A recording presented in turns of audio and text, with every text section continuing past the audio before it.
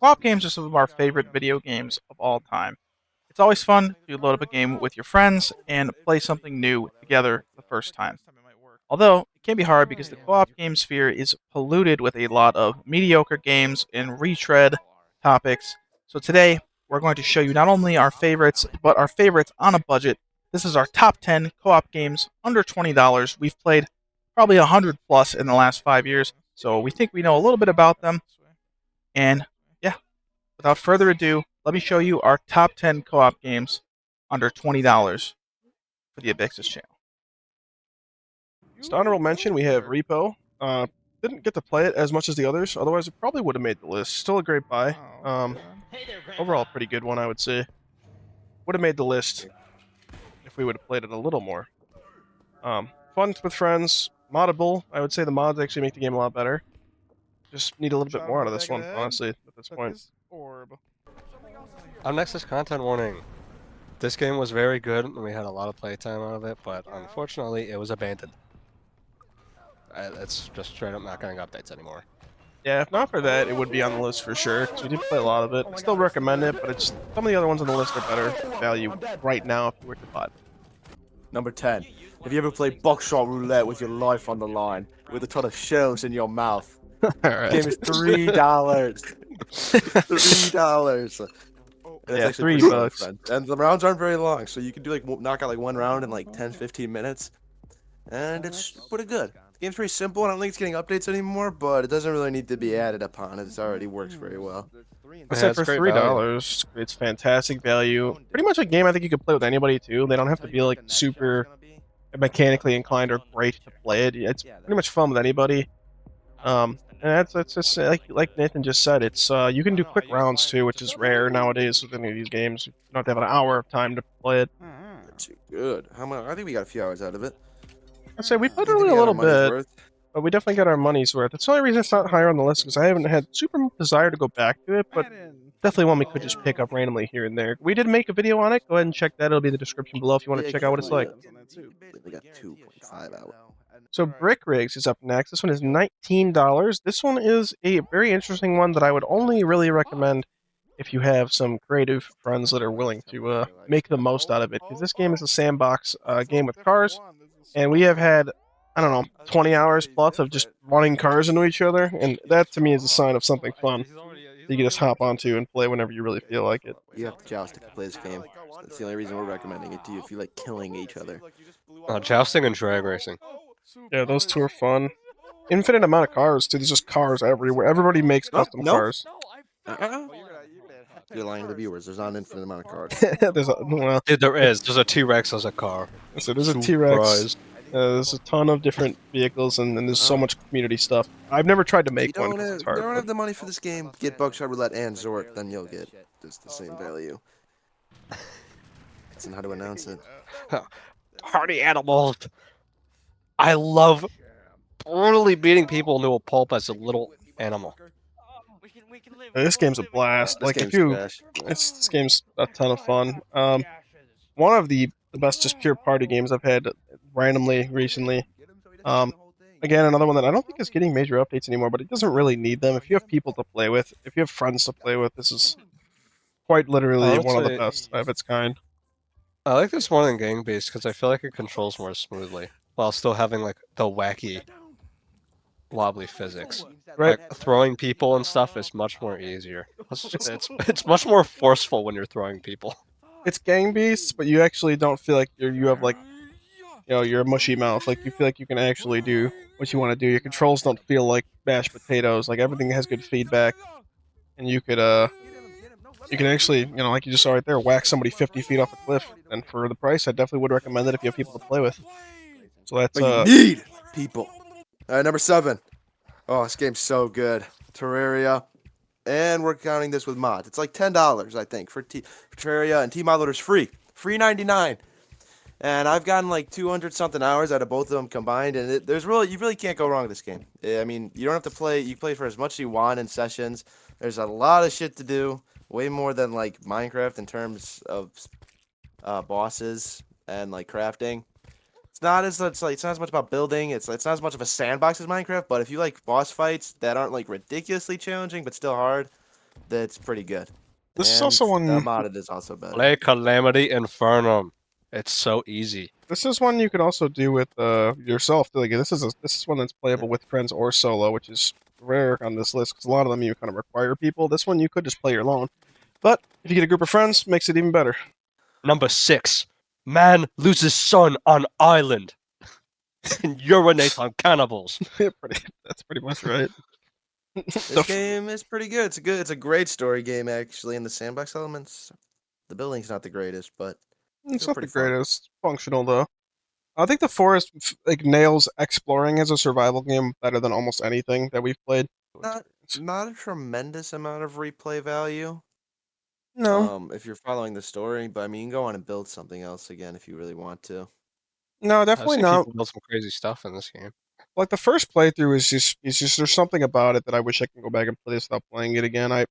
Especially just like I said, the cave. Like I'll never forget going to my first cave on accident and being like, "What is this, bro? Like, how does this keep going?" And it's you discover the story at your own pace, and you could look up a guide and go crazy fast through it if you want to, or you could just keep doing it at your own pace. But yeah, the forest, great game for the price. Next up is a very underrated one. We have Make Way. This is basically Ultimate Chicken Horse with racing. Um, honestly, love this game. Super underrated. Uh, it's absolutely chaotic, and almost every run ends up feeling majorly different, despite there being a pretty similar concept. The bots are a little ridiculous, but other than that, Oh, great game. the bots are Yeah, menacing. no, I actually really don't like this game at all because the bots win every time. This will cause a lot of fights if you have people that are very like that get very excited during games. This one will do it, but and also sometimes the only gripe I have is that sometimes if you build a really crappy map, the runs can feel a little dampening. But sometimes if you get a great course built, like you always get a piece to start of a run to build a new course, and the bots don't build courses; they just build trap There's some machines. rounds where you don't, but yeah. You can turn off The trap stuff bots. if you don't want the bots to do it. That's it too. You can edit the A lot game of however you customization, and the want it. game's not And super you don't have expensive. to have bots either. Now you can turn bots off, but if you don't have a lot of people to play with, and you want to just add more cars to the track, you can do bots and make them. You can make them easy. You can make them hard. We like the challenge, so we put them on hard and then complain the whole time. I mean, we could make them easy, but we like to get mad, so Because that's what we do. we have to team on the invincible bots. Yeah, makes it fun. If you if you That and if, makes it and if, fun. if you get the you make grandpa them truck, hard and if you make the, Or the woolly mammoth. the No, holy mammoth the truck mammoth car is is the worst not one. fun. It He just straight up throws you just off. he throws you off like the Hulk. Yeah, overall, though, this game is a Either that blast. or Like Micros with his handsome jack attack. that was. I wish I would have got that one on camera, but yeah, that was a good one. And yeah, dude, Make Way underrated. I haven't seen many people playing this one, but it's just one that I really feel like needs more to it. It's a great game. Go check it out. All right, we got Phasmophobia up next. This is a game that we have a ton of time in. Haven't played it as much recently, but if you're a new player coming in and you've never played it before, I feel like this is a one I might even go higher on. Or we are only a little bit less on it. Yeah, we're a little distasted now because of what they did to us, but it's still fun. I mean, Yeah, you the just got the shitty changes equipment now. changes are a little If you didn't bad. grow up with the good equipment and went to the bad one, then you'll be fine. Yeah, if you're coming in fresh, I feel like it's probably perfectly fine. Like I And said, I they're got still Mag giving the game my big stuff. updates. There's another one coming in next month, Yeah, if you've never played Anything but it, adding a new it's a June blast. ghost type. 24th. Well, that's true. If you like Insem, you'll like this game. Put it that way. Yeah, they don't have ghosts anymore. Let's not get your hopes up. And there's no new ghosts. There's a few really iconic characters. Breaking Benjamin. And we've had some of our best moments as a group playing this game. There's a few that unfortunately weren't recorded, but there's a few great things in this that are probably some of my favorite gaming moments I've ever had. So it's definitely a great one if you have people to play with. Could also play this one solo as well. I don't find it as fun by myself personally. More fun when you have your friends getting choked out in the hallway while you're uh, hitting the gritty on the on rail. But overall, a fantastic one. And this one's also again pretty cheap and has stayed there. It goes on sale too. Oh my god. Number 3, Stardew Valley. Oh, the best simulator game. Oh my god, it's so good. You really do anything in this game. Anything you put your mind to on your farm. There's so much to do. We have like over 100 hours in the game, and we haven't done everything in our run yet. You've done like half of. I'd say more like 70%. And the best thing to do is steal Mike's golden pumpkins in furniture. Yeah, I made sure to see put it. that. You'll probably see it in the back. I literally made sure to put that in here. It's a good clip.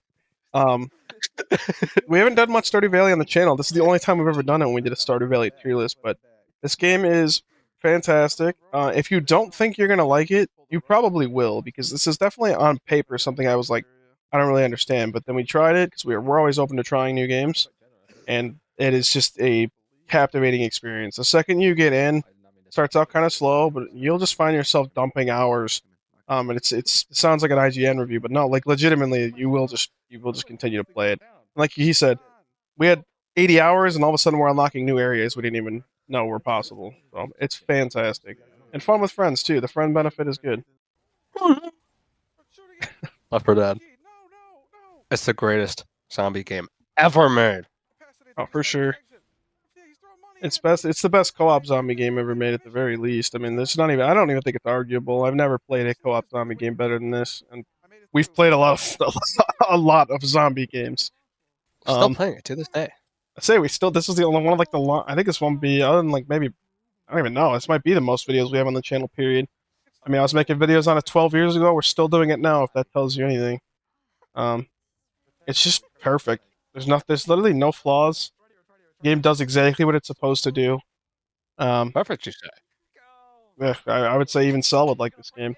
I mean, and the difficulty's tweakable to whatever you want, but like to me, so far, advanced realism Left 4 Dead is the best experience. Just point blank, it's the best. It is perfectly balanced for the most part. Maps are good, characters are good, special infected are good, the sound engine and cues are good, weapons.